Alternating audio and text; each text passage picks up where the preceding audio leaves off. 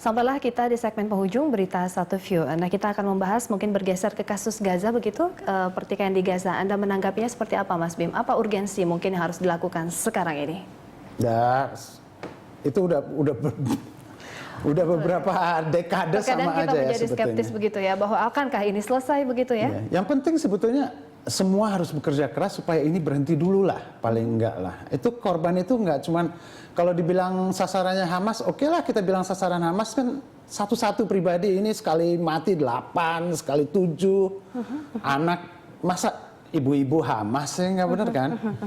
Artinya kita semua dunia itu konsentrasinya seharusnya memberhentikan. Kita baru dengar bahwa PM Israel itu dengan lantangnya mengatakan bahwa dia bersumpah mau terus meneruskan serangan-serangan itu pihak yang salah sebetulnya. Jadi usaha semua fokus yang baik pemerintahan, baik organisasi internasional, hentikan dulu kekerasan itu. Bang Usman, ini pertanyaan kita bahwa kemana ini fungsi dari Dewan Keamanan PBB begitu? Ya, kita selalu tahu lah berulang kali kasus ini dan Dewan Keamanan PBB tidak berdaya karena Amerika yang lobbynya kuat dengan Yahudi selalu mempunyai hak veto begitu ya. Tetapi saya kira tekanan dunia internasional tetap penting ya, tetap penting. Apakah OKI, kemudian gerakan non-blok, dan kemudian negara-negara lain itu juga harus memberikan tekanan. Di tengah support tekanan itu jadi dari berbagai negara di dunia seperti di OKI, seperti juga ada beberapa negara lain, apakah bisa mungkin mendorong Dewan Keamanan untuk bisa meredam? Iya, saya kira bisa ya, cuma sejauh mana efektivitasnya, tetapi paling tidak bisa menghentikan dulu, kemudian kita bisa membenahi dari sisi kemanusiaan, korbannya sudah 100 lebih kan begitu kan. Jadi saya kira dua hal, menghentikan dan kemudian merehabilitasi korban maupun bangunan dan lain-lain, dan itu peran dunia internasional penting. Artinya begini, walaupun kita tahu Dewan Keamanan PBB tidak bergigi begitu, tetapi kan kemudian bukan berarti dunia internasional tidak melakukan apapun ya. Indonesia perlu melakukan. Tadi malam kita lihat juga digunakan oleh para capres juga untuk ada yang menyalakan 1000 lilin, kemudian ada yang di bundaran HI, itu bagus saya kira, itu bagus begitu. Tanggapan Anda Mas Bim, ini harus seperti apa mungkin dari pihak internasional untuk lebih mungkin memberikan satu kecaman atau agar mendorong lebih keras?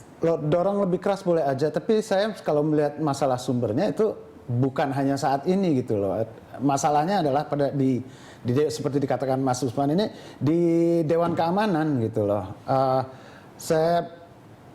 Urgensinya memang untuk menghentikan, tapi satu yang perlu didesak oleh dunia internasional adalah mengganti sistem yang sudah dari zaman Perang Dunia Kedua, udah kuno banget gitu loh di zaman sekarang gitu. Harus ada restrukturisasi di situ, dan itu yang harus juga didesak sama-sama gitu. Lalu kalau kita lihat sendiri sebenarnya mungkin dari apa yang harus di-highlight pada sekarang ini dari kisruh Israel dan juga Palestina begitu Mas Bim? Peran penengahnya nggak ada sekarang soalnya. Siapa sih yang ngambil seharusnya? Kalau kita dipikir logis, seharusnya negara-negara di Timur Tengah itulah punya prakarsa. Kalau nggak paling dekat lebar ke Afrika gitu. Artinya soliditas di antara juga negara-negara di kawasan itu. Nggak ada suara satu gitu loh. Kalau kita mau memang kita niat baik, udahlah tengahi dulu gitu loh. Tapi tengahi jangan ambil side juga gitu. Jadi kalau kita lihat ini kita beralih juga nih karena demam Piala Dunia akan berakhir nanti. Amin. Sama panasnya sama seperti Pilpres di negara kita. Nah ini Bang Usman, Argentina dan juga Jerman ini seperti apa sih formulasi dan nantinya peta kekuatannya yang akan bisa mungkin mengunggulkan satu nama begitu? Iya, ini subjektif ya.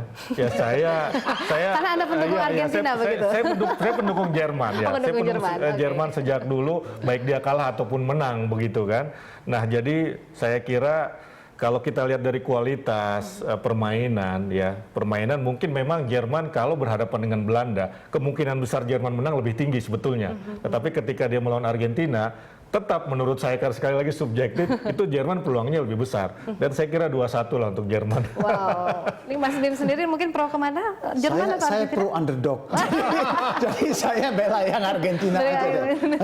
Walaupun saya nggak ahli dalam bidang ini. Jadi soalnya menarik kan, ada hubungan antara ekonomi katanya dengan sepak bola. Kalau ekonomi pertumbuhannya bagus, sepak bolanya bagus. Benar, saya lihat kalau di newsroom itu pagi-pagi dah begini. Baik, ini isu yang akan diangkat pekan depan dari media Indonesia, Pak Bang Usman. Ya, kami tetap akan mengangkat persoalan quick count. Kenapa? count, ya? Karena quick count ini lebih yang kekisruhan. Kita harus memberikan pendidikan politik, pencerahan kepada masyarakat. Mana yang betul.